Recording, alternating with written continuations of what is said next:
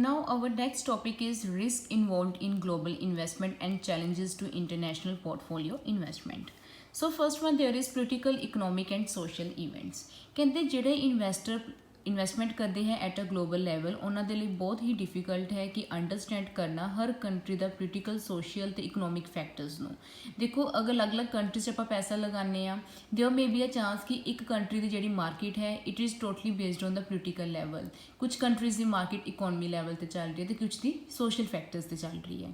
So it is very difficult to determine which particular factors affect your stock price. So this is the main disadvantage, this is the main challenge ਜਿਹੜਾ ਕਿ investor ਨੂੰ face ਕਰਨਾ ਪੈਂਦਾ ਜਦੋਂ ਵੀ ਉਹ ਪੈਸਾ ਕੀ ਹੈ ਇੰਟਰਨੈਸ਼ਨਲ ਲੈਵਲ ਤੇ ਇਨਵੈਸਟ ਕਰਦੇ हैं।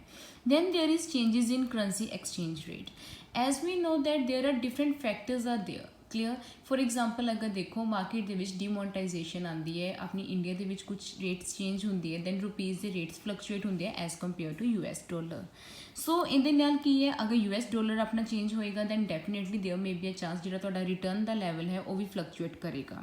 ਅਗਰ ਤੁਹਾਡੀ ਫੋਰਨ ਕਰੰਸੀ ਹੈ ਸਟਰੋਂਗ ਹੋ ਜਾਂਦੀ ਹੈ as compare to Indian rupee then ਤੁਹਾਨੂੰ ਰਿਟਰਨ ਡੈਫੀਨੇਟਲੀ ਜ਼ਿਆਦਾ ਮਿਲੇਗਾ ਐਂਡ ਵਾਈਸ ਵਰਸਾ। ਅਗਰ ਉਹ ਵੀਕ ਹੋ ਜਾਏਗੀ ਦੈਨ ਤੁਹਾਨੂੰ ਕੀ ਹੈ ਰਿਟਰਨ ਕੀ ਹੈ ਘੱਟ ਮਿਲੇਗਾ। Dramatic changes in market value. Predicting the market movement is difficult, especially for foreign markets, where a different set of regulations and market forces come into play. ਕਹਿੰਦੇ as we know that ਕਿ ਦੇਖੋ ਅਗਰ market value ਨੂੰ ਡਿਟਰਮਾਈਨ ਕਰਨਾ ਹੈ ਕਿ market ਦੀ movement ਕਿਸ ਤਰੀਕੇ ਨਾਲ ਚੱਲ ਰਹੀ ਹੈ ਇਹ ਬਹੁਤ ਹੀ ਡਿਫਿਕਲਟ ਹੈ because there are different regulations are there, different market forces are there ਜਿਹੜੀ ਕਿ ਇਸ ਚੀਜ਼ ਨੂੰ ਕੀ ਕਰਦੀ ਹੈ ਇਫੈਕਟ ਕਰਦੀ ਹੈ।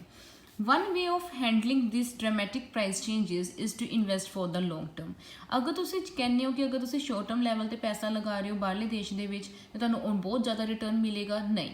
ਅਗਰ ਤੁਸੀਂ ਉਸ ਕਿਉਂਕਿ ਉਹਦੇ 'ਚ ਫਲਕਚੁਏਸ਼ਨਸ ਬਹੁਤ ਜਲਦੀ ਹੋ ਜਾਂਦੀ ਹੈ, ਅਗਰ ਤੁਹਾਨੂੰ ਰਿਟਰਨ ਚਾਹੀਦਾ then you may go for long term investment and try to write out upward and downward market trends। ਫਿਰ ਉਹਦੇ ਅਕੋਰਡਿੰਗਲੀ ਦੇਖੋ upward ਤੇ downward trends ਕਿਵੇਂ ਚੱਲ ਰਹੇ, ਫਿਰ ਉਸ ਦੇ ਅਕੋਰਡਿੰਗਲੀ ਪੈਸਾ ਲਗਾਓ।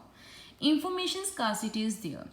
another risk ਹੈ ਜਿਹੜਾ ਇੰਟਰਨੈਸ਼ਨਲ ਲੈਵਲ ਤੇ ਇਨਵੈਸਟਰਸ ਨੂੰ ਫੇਸ ਕਰਨਾ ਪੈਂਦਾ that is timely and accurate information about foreign market and foreign company activities। another problem is language। ਕਿਸ ਵਾਰ ਕੀ ਹੁੰਦਾ ਹੈ ਕਿ ਆਪਣੀ ਇਨਫੋਰਮੇਸ਼ਨ ਇਸ ਤਰੀਕੇ ਦੀ ਅਵੇਲੇਬਲ ਹੁੰਦੀ ਹੈ ਜਿਹੜੇ ਅਸੀਂ ਈਜ਼ਲੀ ਅੰਡਰਸਟੈਂਡ ਨਹੀਂ ਕਰ ਸਕਦੇ, so it may create a problem. Legal remedial actions limited.